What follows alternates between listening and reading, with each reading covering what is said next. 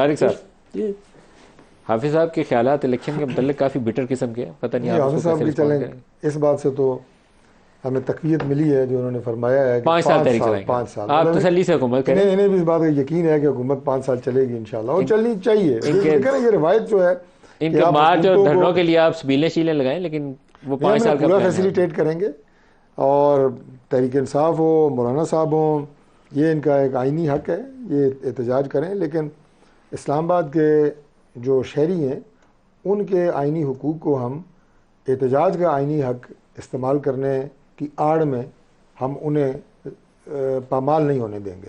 اگر مولانا صاحب دھرنا دے کے آئے تو پھر کیا کریں گے؟ وہ ظاہر ہے کوئی نہ کوئی تو ہمیں راستہ بنانا پڑے گا نا. دیکھیں میں اسلام آباد کے تقریباً 25 لاکھ لوگ یہاں رہتے ہیں، ان کی آئینی حقوق ہے نا. وہ اپنے کاروبار پہ جاتے ہیں، مزدوری پہ جاتے ہیں، اسپتال جاتے ہیں، بچے اسکول کالج جاتے ہیں، ان کا آئینی حق ہے.